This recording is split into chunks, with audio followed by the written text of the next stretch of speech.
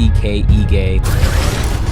Holy smokes, Dan Ige. He's coming up. He's improving every fight. You are a top 10 UFC fighter, and you have to have this ability to like put pain on somebody else. Definitely a killer instinct. It's something for me I've had to learn and develop over time. It's my job, my livelihood, my family. It kind of kill or be killed. The zombie, man. I've been trying to fight this guy forever. I had called out Korean Zombie, who was number 4 in the world. I took that fight and lost the decision. I took that really hard and took it very personal. I personally can't imagine you give your identity to a sport, and because you do that, depending on the outcome of these fights, you can't help but find your identity in your losses. When I started separating my identity again from winning and losing, that's when I just realized I was like, okay, other than becoming a champion, I see what the bigger picture is. Welcome to the Department Podcast, where we interview people who are killing it in their department. And I'm so excited because today's department is the fighting department. And I say that because Dan 50K Ige is a professional UFC fighter. He's a friend. He's a brother in Christ. And I'm just excited to talk about the journey to become a professional fighter, but all that entails with it being a follower of Jesus, a family man, and even a leader in God's house as he leads a small group. And I'm just excited. Welcome to the show. Yeah, thanks so much, Omar. It means a lot. I'm stoked to be here talking to you. And yeah, you nailed it, man. I think just breaking it down just from an identity aspect is just being a follower of Christ, being a husband, being Dan Ige makes me be best at fighting. So good. And rather than, tying my identity between winning and losing and success and failure, which I've done for a long time. And I've learned along the way, like it really does come down to your core values and who you are so you can really excel in your field. It's really cool. I resonate with that, just being someone who, a lot of people always ask the question, like, how do you balance, your faith and like what you do professionally? And I always say it's usually not a balance, more like a rhythm. Yeah. Because like right now you are in training mode. This podcast will release the week of your fight, which you'll be fighting. Who are you fighting? I'm fighting Bryce Mitchell, co-main event September 23rd. Let's go. UFC fight number. I don't know. I don't know. One of those nights. I know. But you are a top 10 UFC fighter. Yeah. And when you say that, like what goes through my head is like, bro, to be top 10 in a level of anything is huge. And I guess the question I wanted to start off with is, how do you become a top 10 UFC fighter? Yeah, thank you. And it's a cool accomplishment and something that I keep myself very grounded and humble. My wife, anytime I have like a conversation with someone that doesn't know who I am, I'm very humble. I never say I'm a UFC fighter. I don't go out of my way. And my wife's always the one like, he's top 10 in the UFC, top 10 in the world. So it just started with a dream and work ethic and discipline and just chipping away every single day, going through the trenches, going through the peaks and valleys of life. And, I still have a lot of work to do, but it is amazing to look back and see how far I've come along this journey and top 10 in the world, in my given sport. At the pinnacle of the sport, the UFC is like pretty amazing and it's cool to look back on, but I still have more to do. Yeah, and something I find is like oftentimes our lives are made from moments, right? And that's what I want to kind of get to in this conversation are like, what were some of those key moments? So like you said, it was always a dream, but like what was the moment like where you felt like, okay, I'm going to give my life to fighting? Yeah, I think for me, so just given my background a little bit, I grew up in Hawaii. And going to school every day, I always felt like I was going to get in a fight just because I was a quiet kid. And, I got picked on a little bit because I was a quiet kid. And, I always wanted to stand up and defend myself, but I didn't have any training. I didn't know how to fight really. So I started training and that just kind of became something I fell in love with. I loved the process of just showing up every day and training. And then I wrestled in high school and I wasn't very good because, I started in 11th grade and I started out actually doing jiu-jitsu, and in jiu-jitsu, it's okay to be on your back, and in wrestling, that's the last place you want to be. So I was always getting pinned in high school, and eventually went up going on. I wrestled my senior year, got 6 in states, wrestled 2 years in college in Iowa, Wartburg College, or D3 school in Iowa. And from there, I came home for the summer. I did an amateur MMA fight. And when I finished the guy in the first round, I fought a guy named Micah Ige. We had the same last name. So it was like a battle for the names. And I was like, I can't lose to this guy. And I took him out in the first round, and it was just a different feeling when I won that fight. And at that moment on, I knew that's what I wanted to do. So I just kind of went all in. Obviously, you don't make money when you start out. So I had to work a full-time job. I was working construction full-time and training, but that's where, it was the grind. It was the grind. And I just felt like that's what I had to do, and that's what I had to pursue. If you're looking to create high quality content for your business or brand, I want to encourage you to check out my signature course called Start Your Studio. This is where I help entrepreneurs and content creators dial in their signature setup by showing you what gear to buy based on your budget, how to set it up, and then ultimately how to use it. I've designed these programs from the frustrations that come from people on my videos that get millions of views, where I get thousands of comments. And so this is something I found out, that you don't need the best gear, you need the right gear. So whether you're showing up weekly on a Zoom call, or you're looking to start creating high quality videos to increase the leads into your business, I would encourage you to check out startyourstudio.com. I'll post a link to it in the description of this episode. Dude, I think that's so cool, because I very similarly can relate. Like, had it not been for high school, where I chose to take broadcast journalism as my elective, and that was the first time I got my hands on cameras and editing softwares and things like that, that like how important that was, that you felt the nudge to try wrestling out. Yeah. Like it's crazy to think that like the grappling sport, where like, you know, you wear your little spandex stuff, you know, is kind of what started the interest to even see the possibility. But like, how did you even know that like fighting was like possible? Cause like, how long ago was that? Would you say like those first years of you wrestling in high school? I mean, 2007 or 07, 08, yeah, 08, like, 09. I would say UFC was it even a thing then, or like barely just got started? It was going. So actually, BJ Penn, he's from Hawaii. He was the champ at the time. So he kind of like, he put Hawaii on the map and gave us all like a dream, like, hey, this is possible, you know, especially coming from a smaller guy. Yet there was like the Chuck Liddells and the Tito Ortiz era. That's kind of what put the UFC on the map. But when BJ Penn came around and he became the champion, we're like, dude, how is this like kid from Hilo, you know, a small town in Hawaii, become the UFC champion? So it just kind of gave us all little bit of hope and inspiration to go out there and try it. Saying that's crazy. And like, I don't know, as somebody who just doesn't fight people like you do, like, how do you get, I don't know, like that, I think there is something in us naturally, and I could be wrong, is like, we don't have this tendency to want to like hurt an individual physically. Yeah.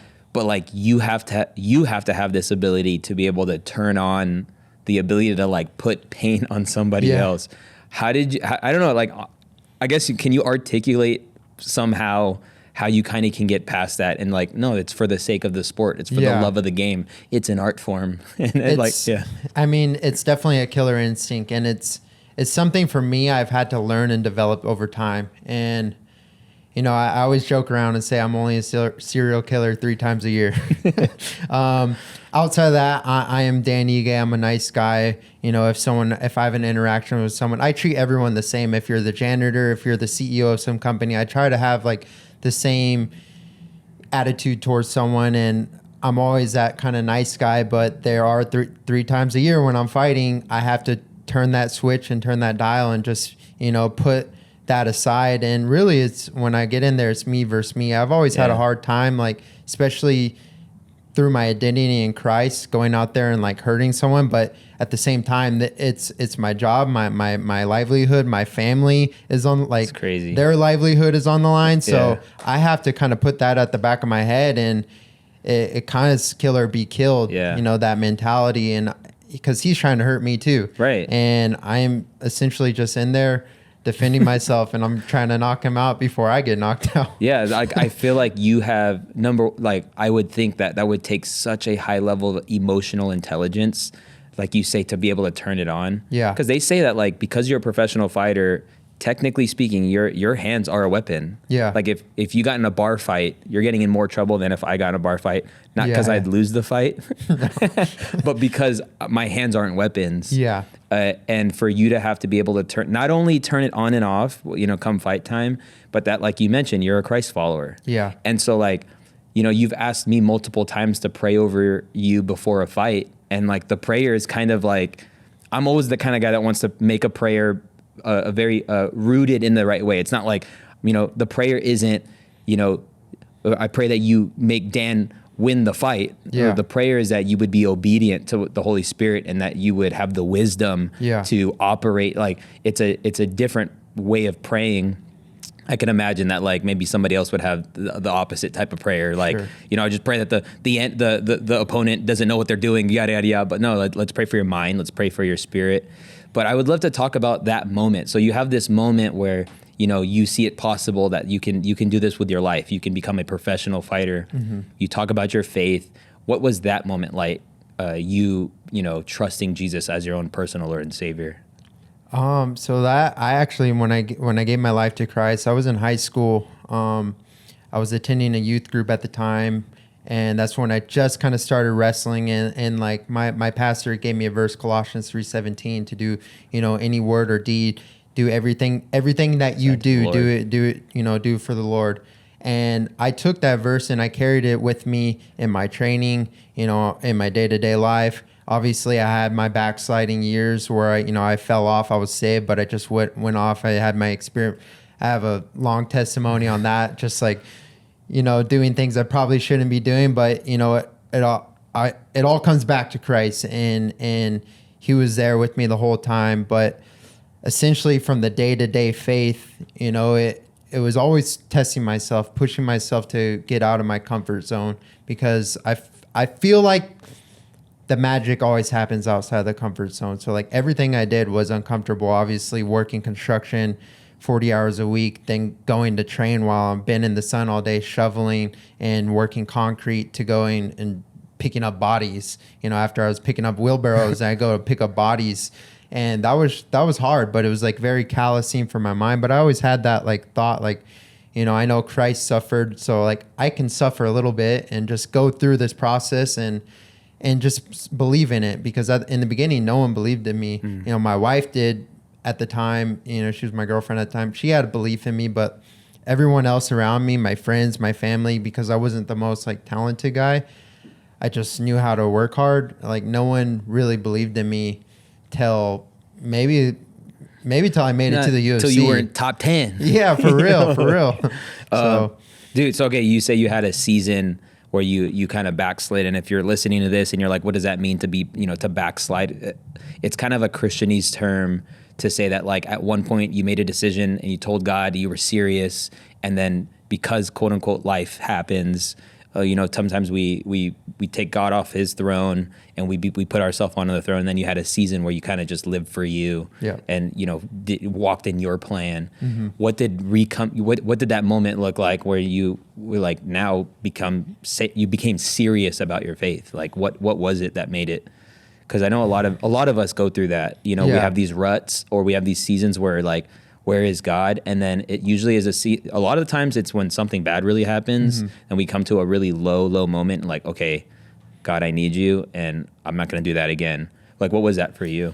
So I've had multiple seasons of going through this like backsliding. The first one was just drugs and partying and going through that whole like, I went through a phase for like 2 years where I went this whole summer, like I partied the whole summer, and I wasn't much of a drinker, but I would take, party drugs and just do the thing, that I thought I wasn't hurting anyone, but I was having fun. And then I realized I was like, kid, this isn't probably good for like, training and everything. Then I went all in on the training, but then it becomes prideful. So I'm like, I'm going through the hard work. Like this is all me. I'm getting strength from me, not from the Lord. And then I went through another season where I was working this crazy job, as a fight manager. This is when we first moved to Vegas, my wife and I. And he was very manipulative, but I worked so much for him. I put him first priority over my wife, over my livelihood. Then I still had to train because I was a professional fighter.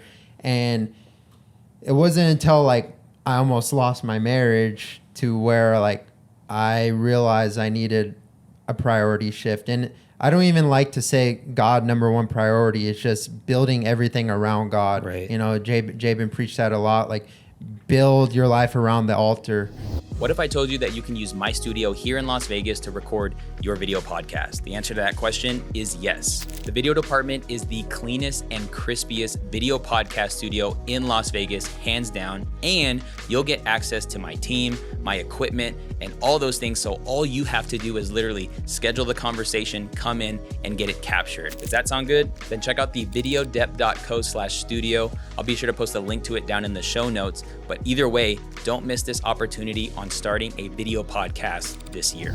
So that was until like 2020 2019, 2020 when I really got plugged into City Light. And now it's like, here we are almost 4 years later. But you still have your moments where you might backslide from day to day, and like, you go through your little seasons of life, but I just feel very strongly and firmly rooted, in Christ. And that's been the biggest thing for me and my success and just like my happiness in general, and like having some kind of, grace for myself as I go through, wins and losses in my career. Yeah. Like, which is crazy because like, not many people can relate in the sense that how people view us is based on like actual winning and actual losing. Yeah. And like you had a rough year a couple years ago where, dude, you just freaking kept losing, bro. Yeah. I was like, what's going on?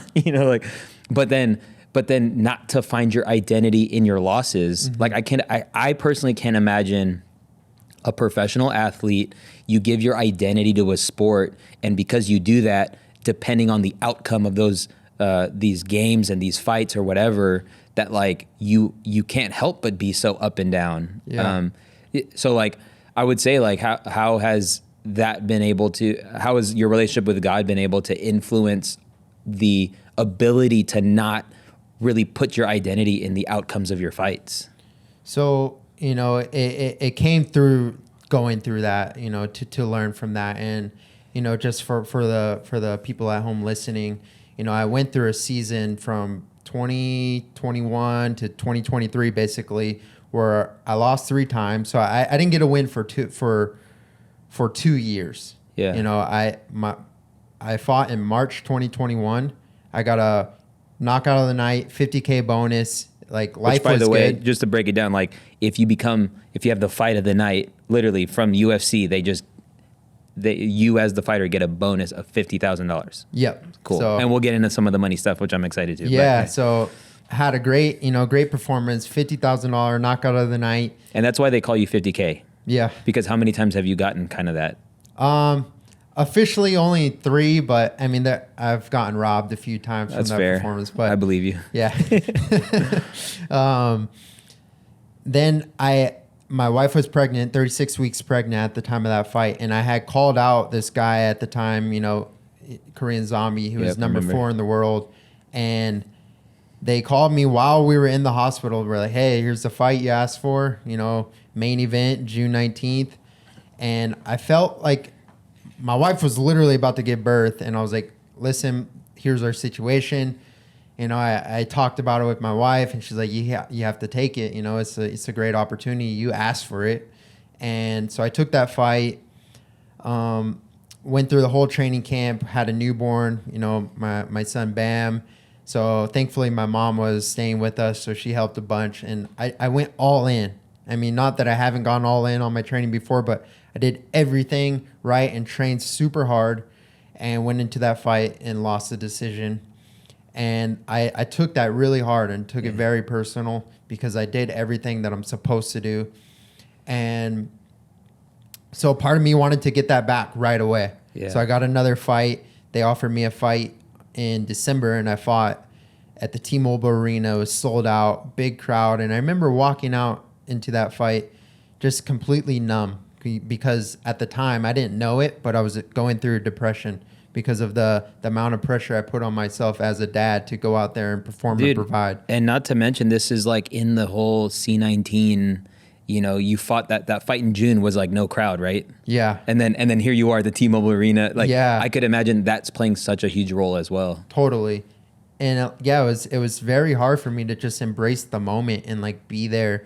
But my mind was somewhere else. It was wandering. I went into that fight.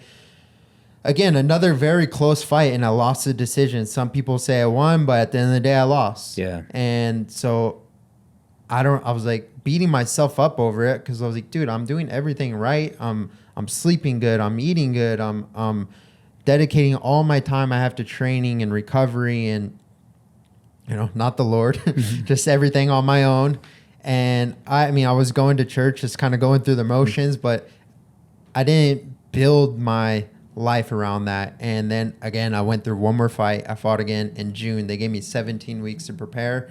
So I fought a Russian guy who was undefeated. So I was thinking, my mindset was Rocky. I was like, Rocky 3, I'm going to Colorado. I'm packing up my bags. I'm leaving my family. I'm going to do this right. And we're going to come back and get the W. And again, I went through that fight just mentally burnt out.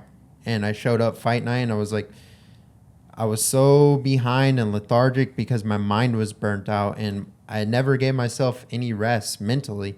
And, you know, that's where like I learned through this process. That's when I met D. I mean, I knew D at the time, but that's when he really came into my life. And like, we just started like, he'd come over in the morning, we'd have coffee, we'd do ice baths and just like talk about life and talk about church and So good. you know, we created a foundation to where, you know, that's when I realized where my identity is again within Christ. And he was like a constant reminder. He was a Barnabas. He was an encourager. So he encouraged me daily and I was encouraging him and I didn't know it, but I encouraged him through this process when I really needed it.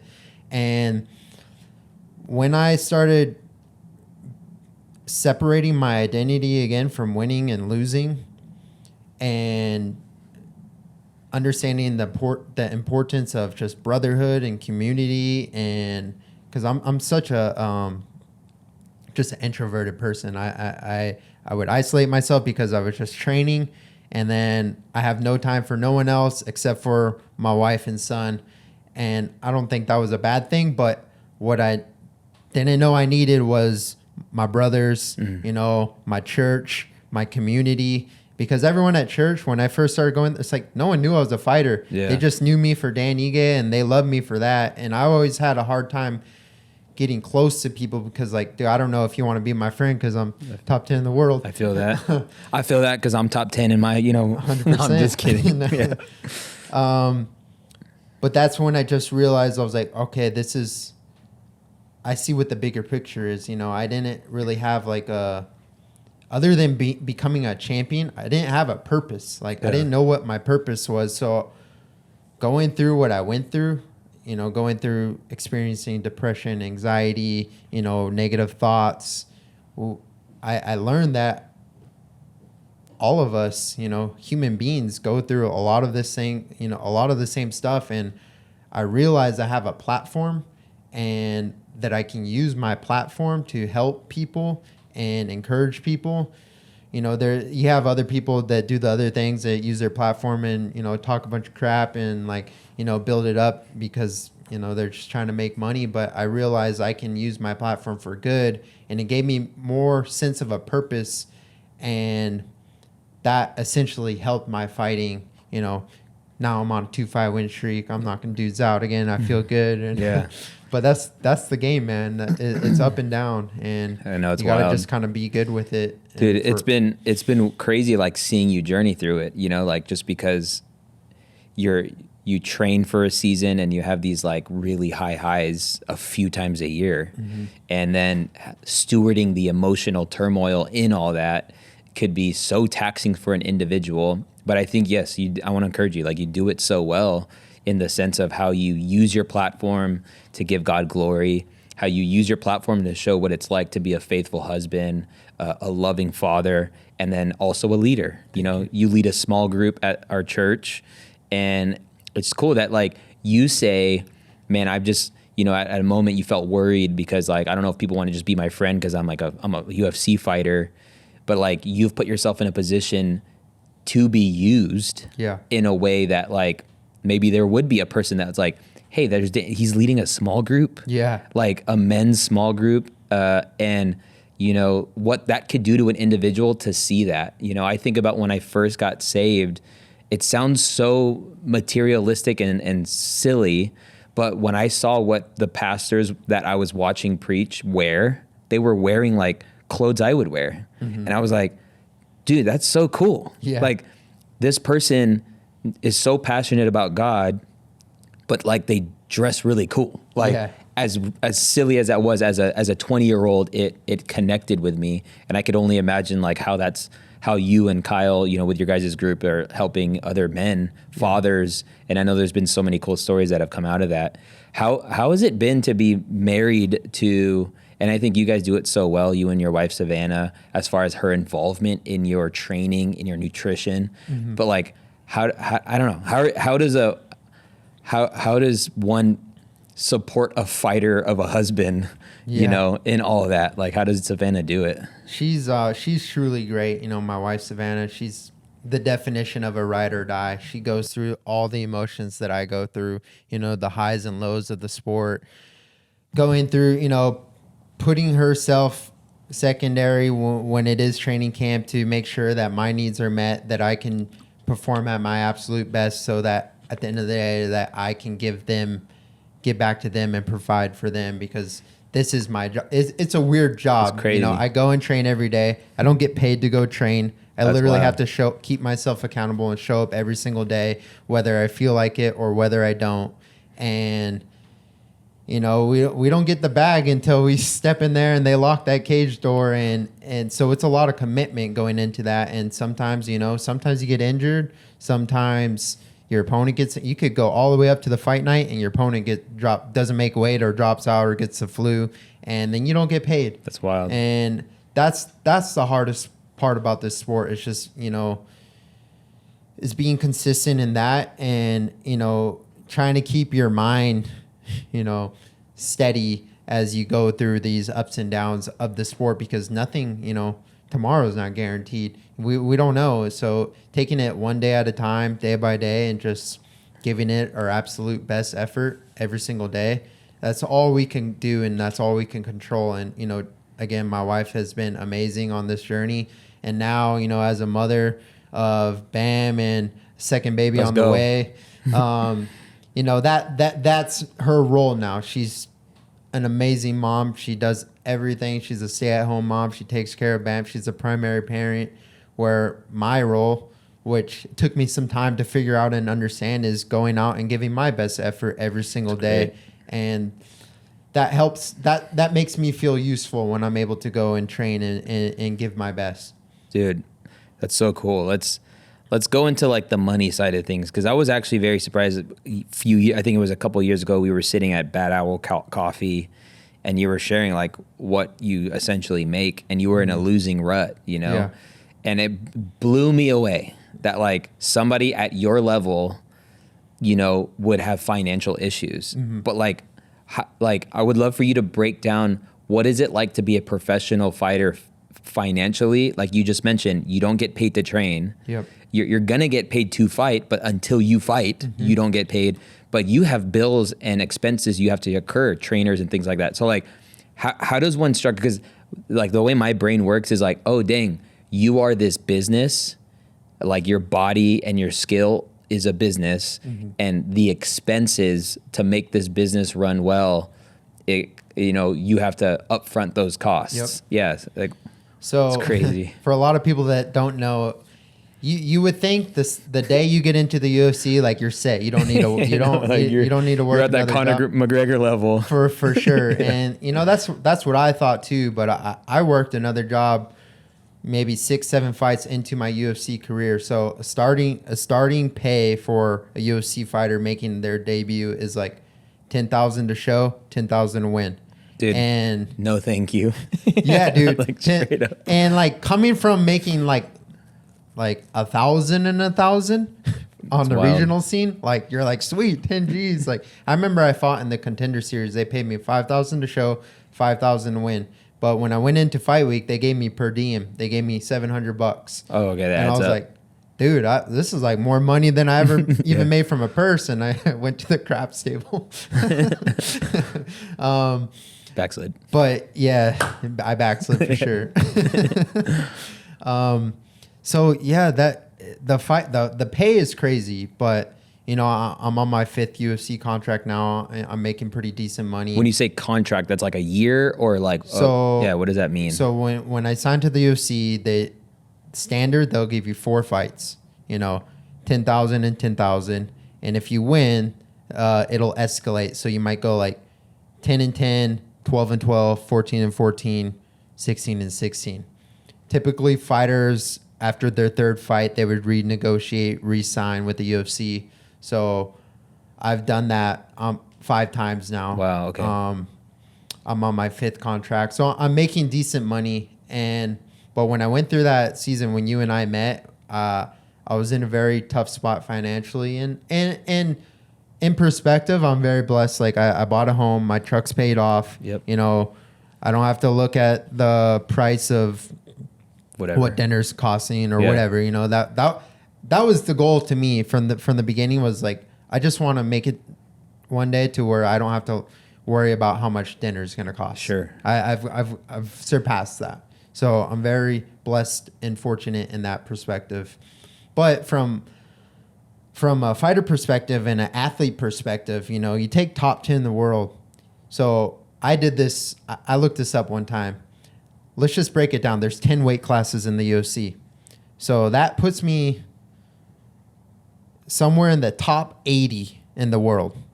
There's 8 weight classes in the UFC. And that puts me in the top 80 in the world if you take the top 10 from each weight class. Right. Weight class. I looked at what the 80th ranked baseball player makes, and it was like 27 mil a year or something. So there was a season where I was very resentful. Sure. I was going through this like, I chose the wrong sport. yeah, I was just dedicating my entire life and I'm losing. I don't have time to work another job because I'm literally sacrificing. I have no energy. Yeah, right. I go all in. I train 2 to 3 times a day. Like right now you're in the middle of a 2 a day, meaning you worked out. Yeah. You had to work out this morning and like you're about in a couple hours going to go back and work out again. Yeah. I had like a crushing wrestling practice and I'm going to go get crushed again from strength and conditioning. But again, I don't have a ton of time in between because I'm focused on recovery, nutrition, everything else to fuel my next session. And so I went through this.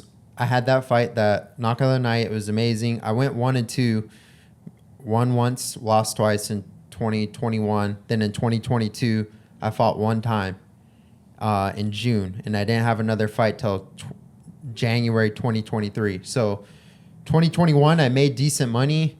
You know, even though I lost twice, I had 1 main event. I had 1 performance of the night and made okay money.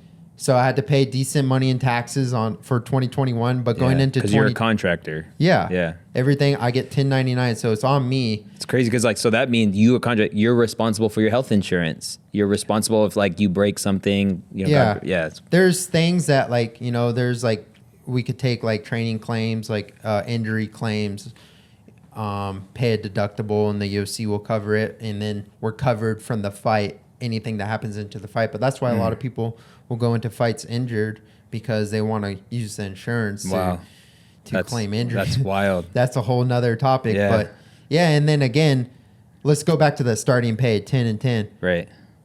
People are paying managers 10%. They're 10 to 15 to 20%, depending on their manager. They're paying their coaches 10, 15%. Sure. And then taxes 20, 30%. Yeah, so really you're getting like $5,000. 5 and 5. Right. Or less.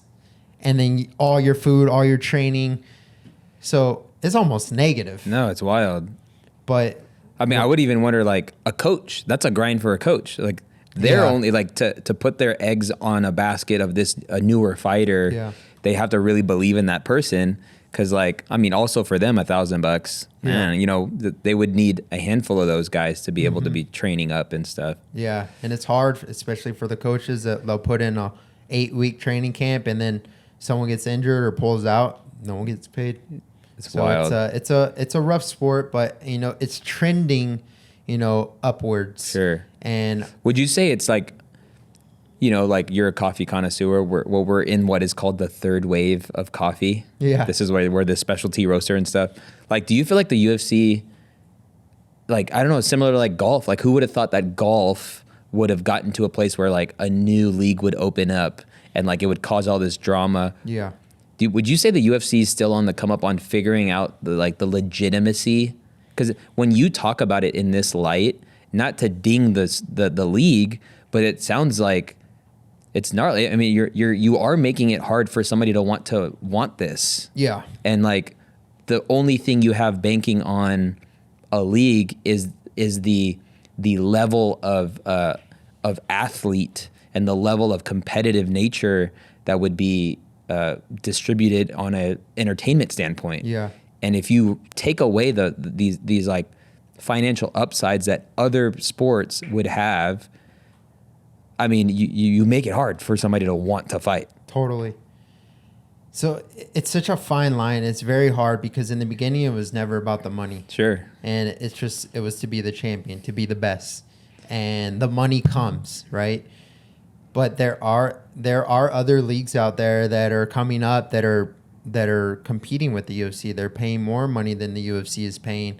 But the battle is it's like, do you want to be a UFC fighter or do you want to be this other league that literally no one knows? If you just, you know, ain't your general person that I'm talking, you know, maybe the people that are listening to this right now, it's like, ask them to name 3 MMA promotions. Like maybe they'll just name the UFC. Right. No, like, do you train UFC? Do you do like MMA? Like that's literally all they know. And so it's like, do I want to make more money? Like, is this about the money? And when it's about the money, the passion could, you know, 100. fizzle away. And that's a dangerous, you know, field to play. So like now I'm doing well. Like I'm making 6 figures plus a fight. I'm doing okay. Like, and if I can fight 2-3 times a year, like there's scale to make $500 million. It seems like someone needs to know if they're getting into fighting at this level, they need to know that it's almost like wealth building over time. Yes. That your 5th, 6th, 7th, 8th, 10th year is when it really gets sweet. Yeah. But you got to get there. Yeah. And and obviously it's lonely at the top. So, you know, I'm guessing people start falling off, you know, you're not winning, you don't want to lock in. And so it's really reserved for the people who really take this seriously. And you're stepping into that era, which is pretty dope. 100%. Like I'm going on my 15th fight in the UFC this coming September. So it's crazy how fast like that it's been. I went through the whole journey of, you know, I went on a 6-fight winning streak in the UFC, went on my 3-fight losing skid, bounced back.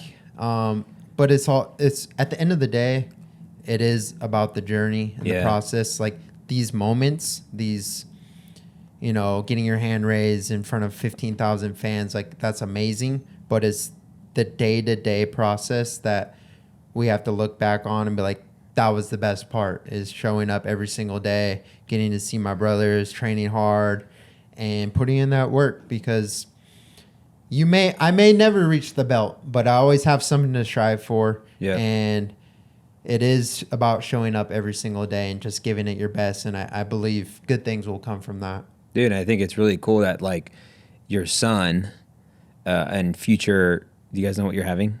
We don't know yet. Oh, yeah. We'll No, I find mean, out next week. Yeah, but like that your kids are watching their dad like. Let's call it a girl. Yeah, you want a girl? Yeah. Being a girl dad's pretty tight. Yeah. But like, I just think about like how cool is that like he gets to and then your next kid, like they get to watch their dad do something at such a high level. Yeah. And I just think that's really fun. And I bet you like you know, I could only imagine, not that I bet you, but like that the relief part of it is so rewarding. Like when you win and you guys take that vacation, or even when you lose and you take that vacation, like working up until a fight is such a huge accomplishment, win or lose. Totally. That like that moment afterwards to reset and like recalibrate, you know, you allowed to live your life in like I think a great calendar season to be able to, really think about, probably self-reflect and all that stuff. Totally. And that's been you actually helped instill that and like make it almost mandatory, like have a vacation planned after my fight, which I would never do, because whenever I get a fight date, it was almost impossible for me to plan anything past that date, because in my mind, like I go to a different place. I'm literally prepared to die. And I'll tell my wife, like, I don't want to plan. What if I die? Like that's how I think in my brain. And then after that, I just started pre-planning vacations just to have something set out to like, hey, win or lose, we're going to go unplug. We're going to go to Hawaii. We're going to go to Mexico, do whatever, and just like chill for a week. And then we could get back to it. But it is very satisfying. And win or lose, one thing that I know is like, I'll go home, win or lose. My family still loves me. My wife still loves me. Bam treats me the same. He doesn't, think I'm a loser because I lost. Like he'll still run up, give me a hug, punch me in my black eye. And that's life, man. That's what it's all about. It's just going out there and being a good example for my son and my future kids, and just trying to set them up with something, set up a foundation so that, they could be successful in their lives. So good. Dude, it's funny because like there have literally been multiple times where like the day after a fight you show up to church and you're like wearing like black glasses, like trying to lay low. But like I've literally seen you heal multiple times, like your face and your body and stuff. Like, I don't know, just to kind of like tap into nutrition and health. Like I'm in a season, I'm 32 now, and I'm trying to take my health more serious. And I know you're like Savannah, your wife, has helped a lot. Yeah. Counting calories and like, just being cognizant of what it is you're eating and moving your body. But like, how would you, if somebody is, because I would imagine there's a lot of people I think everybody's thinking about this, like your health. Yeah. And like, that's such a priority for you. Because if you're not A1 physically, mentally, spiritually, that like you could literally cost yourself a fight just if you're not at that level. So how would you encourage people to go about taking it serious on a practical level? Yeah, I mean, so our mind, body, and health is all we have, our mind, body, and spirit, should I say. I take my nutrition and just the way I approach my life, because we have one body, God gave us one body, and it's our responsibility to take care of it. And it's such a, people say it, well, I don't even want to say it's hard, because it might be hard to start, like if you're not already used to living that lifestyle, but it comes down to a lifestyle. How do you, the things that you put in your body, that's not saying you can't, enjoy In-N-Out with the family, because I used to be very strict on myself and restrict myself from a lot of foods, and I wasn't healthy. I was like making sure I was almost too clean. I was eating too clean, and I had no allowance for myself, to where mentally I would start to suffer. And then when you mentally suffer, everything else suffers. So it is a balance for me. It's like everything I eat, especially like in a training camp, is very dialed in. Mm-hmm. I'm eating at the same times on the hour. I'm fueled for every single training session. I'm fueled for every post-training session. But when I'm not in a fight, I still eat, fairly clean, but I just don't track it as diligent. But I try to eat mostly very good earth-grown foods, but then there's days like where I have to allow myself, like I'm going to go have, Chick-fil-A with Bam and Savannah, or I'm going to go to In-N-Out, and like have that a little bit of allowance for yourself, and be mindful while you're eating that type of food, because, it's a rewarding thing. I think in this day and age, we're so like caught up on our phones. So, and I'm very guilty of this, where I'll whatever I'm eating, I'll like be on my phone at the same time, and like not actually tuned in with what I'm eating and what's going into my body.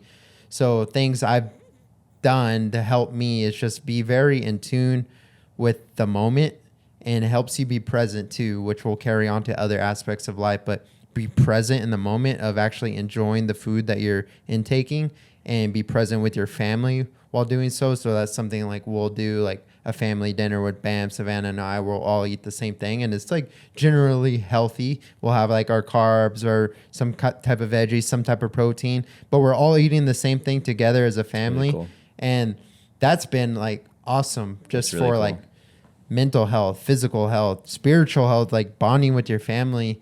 And I think that's like the foundation of anything whatever you guys do at home. You know, you don't have to be a UFC fighter, but just a person. If you're a person, you know, take your health serious. And I love how you say that, because I mean, I've heard this kind of said before by a preacher that like time with your family is time with Jesus, you know?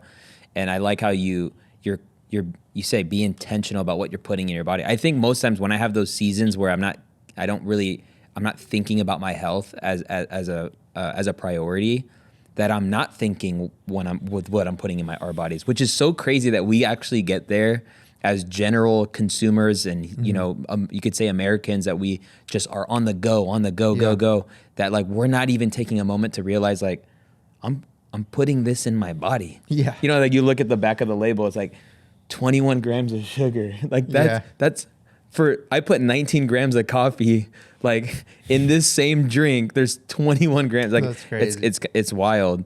But that's really cool. I love that how you guys eat together, eat the same thing, and being present with what it is you're eating would even help with being more conscious about what it is you're eating. Okay, so you're about to go into this fight. You're in the transition mode of becoming like Dan the Killer, you know? Yeah. And I want to talk like you probably in some sense have a mastering ability to master your beliefs. Because I would imagine, like, have you ever gone in the ring and thought you were going to lose? No. Okay, so then I would want to ask, like, how do you have a winning mentality? Like, because I could only imagine you have to believe that you're probably the greatest in the world. Like, if you're going to be fighting all different types of people, like, how have you been able to take, like, you know, control of your beliefs? Yeah. So actually, you know, I want to take that back. I have had doubts. I have insecurities. You know, that's why I work so hard and do the things that I do, because of that's building your belief. Yeah. Yeah. But when I'm actually walking to the cage, that's out of my mind. I'm not thinking I'm not thinking about losing. I'm not even really thinking about winning. You know, at the time it was all about win. But now I'm just, literally when I step in the octagon, my prayer to God is not like give me the victory. It's just like take me to the promised land. Like that's what I'm just believing, that this is whatever's supposed to happen tonight is going to be the best thing for my life. So that's the best way for me to separate myself from winning and losing, from the outcome. And that helps me perform better and more free, even though I still have that, like, I want to win because I want that second paycheck. Yeah, no, for sure. But the doubts, the insecure, like right now, I have these last 2 weeks have been really hard for me, where yesterday I was sparring. I had a horrible sparring day. You know, I sparred 4 rounds, 4 hard 5-minute rounds, and I was going with different bodies, fresh bodies, and like I was just performing like horrible. And everything I'm doing, like I'm game planning specifically for my opponent. So I have guys that are, you know, coming in trying to take me down, trying to hold me down, and basically do what my opponent will try to do because those are his best strengths. And like I was losing those rounds. I was getting taken down, I was getting held down. So where my mind will naturally go is like, dude, if this dude who's probably not even as good as the guy you're about to fight can do, like, you start having these doubts of like, man, like, am I even good enough? Like, I feel weak. I feel drawn out. I feel skinny because I'm dieting. I'm working hard. I'm overtrained. So you go through these little doubts and misbeliefs, but they're just thoughts. They don't have to be true. That's one thing I learned, again, through, you know, therapy, talking with, you know, mindset coaches and everything. It's just, and just sermon, you know, listening to sermons that Jabin preaches or you preach. And we have so many thoughts, but they're not always true. You know, you don't have to believe in them. You don't have to buy them. So my way of bypassing those negative thoughts is just keep showing up, do it anyways. You know, I'm just because in my head, like I had a bad day yesterday, doesn't mean I'm not going to ever spar or do this again. So it's just, I showed up today again, another hard day. It was straight wrestling, and I was wrestling with Lance Palmer. He's a 4-time All-American from Ohio State, one of the best wrestlers to ever walk this planet.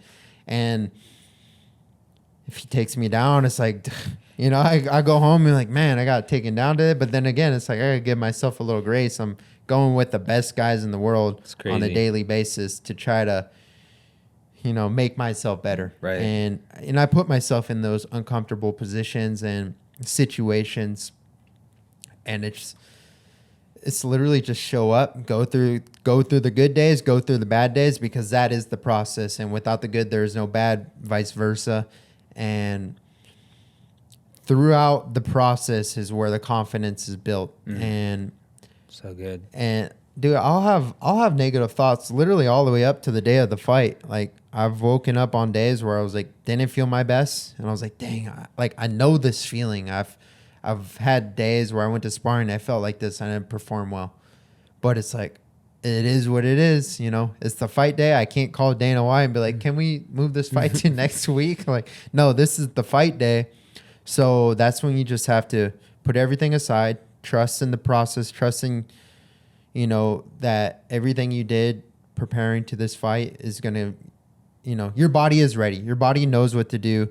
He knows how to work hard for 15 minutes because that's how long a fight is. And you just kind of have to shut those thoughts out. You know, you'll have them, but don't try to don't grab onto them, and don't buy into them, because it is just a thought at the end of the day, and you got to show up. That's really good. I know the Bible says, take every thought captive and make it obedient. Yes. And I remember I was getting a haircut by D, and usually you hear that scripture preached, and it's like, take every bad thought captive.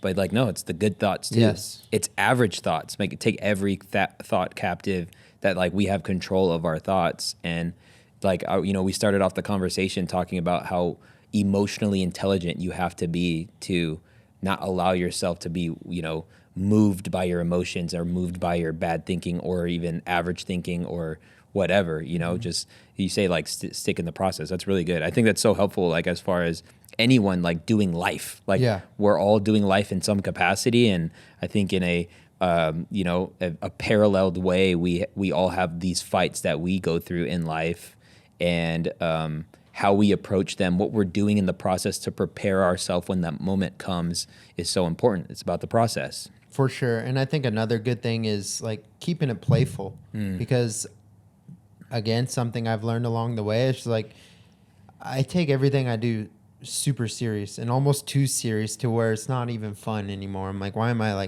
like this? I'll beat myself up because I am so serious about it. So over time I've developed, you can call it a strength of just like keeping it fun, keeping it playful all the way up to the actual moment when you have to lock in, dial everything in.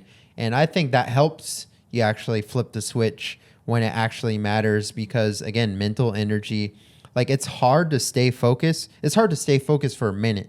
If I just said focus on exactly what you're feeling in this very moment, I'm talking about like the air on your skin, what you're like feeling, all your senses. What do you smell right now? What do you see? What do you hear? Focus on all these things for a minute. Like you'll get distracted, and you'll have thoughts that start coming through your head. Then you get, you'll start going on this weird, at least I do. No, 100. But you say you have a mindset coach. Let me I want to go there for a second, because like I don't think a lot of regular people value coaching. Yeah. In any capacity. And it's crazy to think that professionals, people that do what they do at the highest level, don't do it alone. Yeah. How many coaches would you say you have? I mean, right there, mindset coach 1. I have my head coach, Eric Nixick.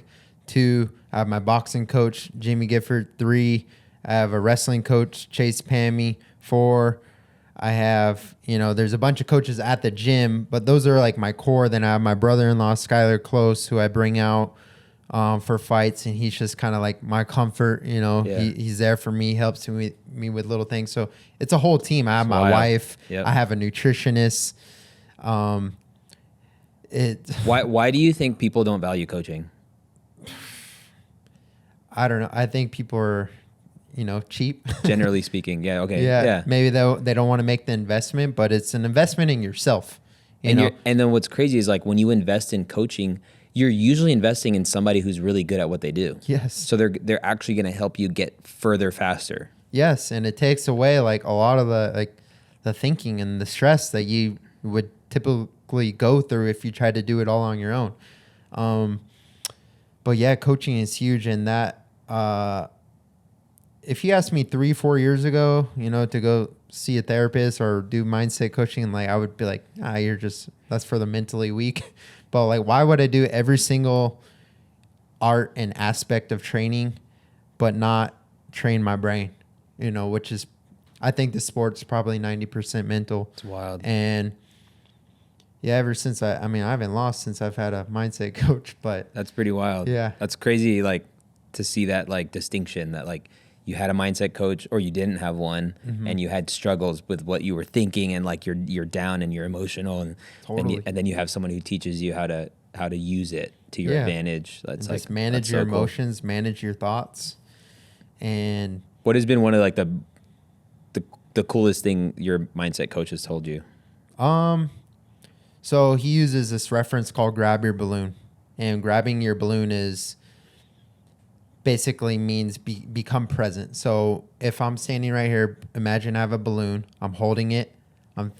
I know in this moment I am grabbing my balloon, I'm holding it, it's in my hand, and then we start talking and I let it go and the balloon goes flying away. And therefore I'm no longer present. I'm no longer in the moment. But all I have to do is just re-grab my balloon and home back in on the moment. So for me, like what that means in certain situations, I use different tools to do this, but like a big one for me is like a sensory check. So I'll just use one example, like walking out to the fight, or like right when I walk in the cage and we're about to fight. What I used to do was like the old Mike Tyson thing, like I'm gonna keep looking at him, and if he looks away, like I got him. Like it's stupid, but that's what I tried to be Mike Tyson. I'm not Mike Tyson. I'm Dan Ige.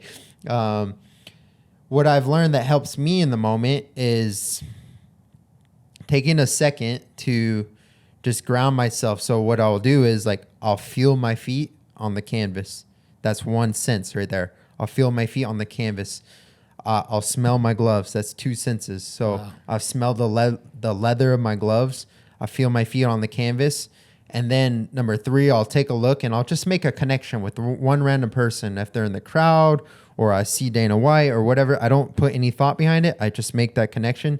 And right there, I just did 3 senses to essentially what that helped me do was I'm here right now. I'm in the moment. I'm grabbing my balloon. I'm present. And when I'm present, I'm going to perform at my best. And it's very important. Like there's things I'll do in the fight where I notice like if I get distracted or you get bored sometimes. Like it's hard to stay focused because you get bored. Like let's just say I'm beating someone up or whatever, and I'll get bored. Like it's like a cat playing with his food, or playing with the mouse. So you end up giving up positions or losing a situation because of boredom. So I have to do things in the fight I call it a mental reset. Like a re-engage. Yeah. So whatever that might be, like back in wrestling would be like pull the singlet down or rub your hands or just do something or rub my nose. And that's just, again, a mental reminder to grab my balloon again and get back in the moment. And that's been the biggest thing. And that's helped me in life. It's helped me be present with my son. Because when I went through that whole like losing skid and depression, it was very hard for me to actually be present. Even though I'm like here with my son riding my bike, I'm thinking about the loss or I'm thinking about the next fight. I couldn't be present. And that's been a huge thing for me. It's just being able to grab my balloon and be present in my day-to-day life with my friends, with you right now, with my family, with my son. And that's so cool. Grab the balloon. Yep. Okay, this is, as we wrap, this is so off topic. Like, it's not off topic because you're a fighter, but like fighters' ears. Yeah. Why does that happen? It's a birth defect, man. What? It's my birth effect, dude. Is that what? No. No, like when No, it's because that's crazy. It's like I'm going to start fighting, and babe, by the way, my ears are gonna look like this. yeah. So I mean, yeah. No, so, I know. Yeah, it's called. So for the viewers at home, just go Google right now cauliflower ear, or just type in my name, Dan Ige, and yeah, you'll see it. It just comes, man. But your ears can't heal. No. So you could do everything you can to prevent it. You could wear headgear. Mine actually happened before I started fighting. It happened in wrestling. And what I did was I took someone down with a double leg, meaning I grabbed someone's two legs, picked them up off the ground, slammed them on the mat, and my ear hit their hip bone. And just that contact, my ear swelled up immediately with blood and pus and whatever. I drained it, because that's what you do when it's fresh. You drain it with a syringe, and it just fills back up. Wow. And then you drain it again, and it fills back up. And the only way to stop it from filling back up is literally to like put a clamp on it and don't train for weeks. But I was in the middle of wrestling season, right. so I was like, I'm just gonna have to live with this because I have to continue to train. And eventually, it hardens and it turns into like cartilage, like hard dried blood. And yeah, now has it messed with your hearing at all, or no? Or you wouldn't know. You wouldn't know otherwise. I find myself saying "huh" a lot, but I don't know if that's just my mind. But it's crazy how like you guys have I say you guys as in like professional fighters have a thing, and a lot of times it's that like you could be at the mall, you could be on the strip, and then you see a guy's ears and you're like, oh dang, they're probably like they fight at a high level. Like this is what they do with their life. Like it's kind of wild. Yeah, except there are people out there. I know people that like purposely try to give themselves cauliflower ear. Like I've seen guys on like so like what a weak flex. I've seen guys on like Instagram like hitting their ear with a hammer. Like dude, social media is making people do weird things, dude. For sure. Bro, I appreciate you. Thanks for sharing the story. And you know, as you prepare for the fight this coming September or this week when this airs, man, I just, you know, just it seems like you, and more than it seems like, you are at a different level. Like just in the way you're approaching things, like the way you think and how you even say, like, you've unlocked the reality that fighting is 90% mental. Yeah. It's such a physical sport though, but like we can lack that. And so I would even say if like you're listening or watching this and you're not a fighter and what you do is very physical, whether you are a barber, whether you do video, maybe you work at a church, or, you know, maybe you're a real estate agent, that like probably what it is you're doing is 90% mental. 100%. And so to prioritize 90%, 100%. 90%, is but to prioritize your thought game and your thinking. But dude, I appreciate you being on, and I really hope you actually do win. Heck yeah, dude. And secure the bag alert. I will. Dan Ige, the Department Podcast. Appreciate you, bro. Thank you.